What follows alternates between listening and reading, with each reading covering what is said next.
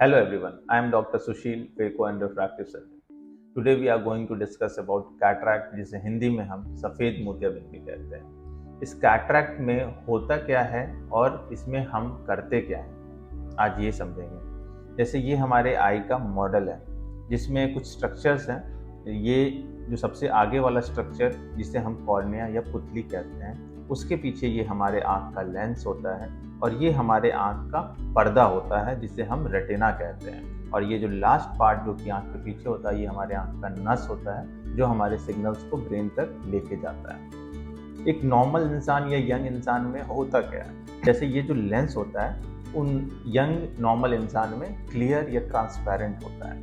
वही एक कैटरैक्ट के पेशेंट में या जिनका एज ऑलमोस्ट 50 से ज़्यादा है, उनमें ये लेंस सफ़ेद होने लगते हैं, जैसे कि इस टाइप से, जिसकी वजह से उन्हें प्रॉब्लम आना स्टार्ट होता है। तो एक नॉर्मल इंसान में होता क्या है कि जो ये लाइट्स होते हैं हमारे आँख में आते हैं, वो इस क्लियर लेंस के थ्रू हमारे पर्दे पे जाते हैं, जिससे हमें क्लियर इमेज दिखाई देता है। लेकिन एक कैटरैक्ट के पेशेंट्स में वो लाइट्स ब्लॉक होने लगते हैं सफ़ेदी के कारण, जिसके वजह से पूरी तरीके से लाइट्स हमारे पर्दे पे ना जा पाती है और उसके वजह से हमें धुंधला दिखना या सतरंगा दिखना या रात में ड्राइविंग के समय या लाइट्स को देखने के समय चौंध लगना, कई बार डबल इमेजेस भी दिखाई देते हैं। तो ये सब प्रॉब्लम स्टार्ट हो जाते हैं। तो इसमें जैसे ये जो सफ़ेदी आती है लेंस में, इस सफ़ेदी को हम रोक नहीं सकते क्योंकि it's a part of ageing process. जैसे कि हमारा बाल सफ़ेद होता है उम्र के साथ, वैसे ये हमारा क्लियर लेंस भी धीरे धीरे सफ़ेद होने लगता है।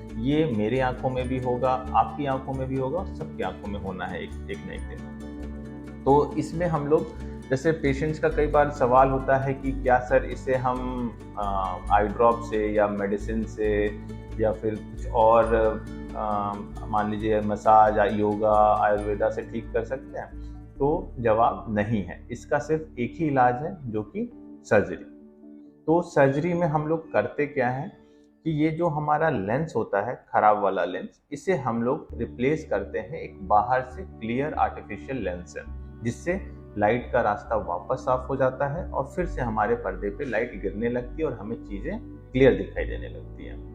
तो एक बहुत ही कॉमन क्वेश्चन है जो कि ऑलमोस्ट सारे पेशेंट्स ही पूछते हैं कि क्या सर हमें मोतियाबिंद पकने के बाद ऑपरेट कराना चाहिए? तो जवाब बिल्कुल नहीं है, क्योंकि ये सोच थोड़ी पुरानी है। पहले के समय में क्या हुआ करता था कि जब हमारे पास टेक्नोलॉजी नहीं थी तो इंसान उसमें आँख में एक बड़ा सा चीरा लगा के उस लेंस को एज इट इज़ बाहर निकाल के और फिर उस चीरे को टाँका से सिल दिया जाता था। लेकिन अब हमारे पास टेक्नोलॉजी है, तो हमारे सर्जरी में ना कोई पेन, ना कोई ब्लीड, ना कोई इंजेक्शन, ना कोई टाँका, पेनलेस सर्जरी है एकदम। इसमें हम लोग करते क्या है कि उस लेंस को, कैटरैक्ट वाले लेंस को आँख के अंदर ही इमल्सिफाई करके उसे हम लोग सक कर लेते हैं मशीन के द्वारा, और उसी मशीन से हम लोग एक इंट्राओकुलर लेंस या लेंस हम लोग इम्प्लांट कर देते हैं आँख के अंदर बैग में।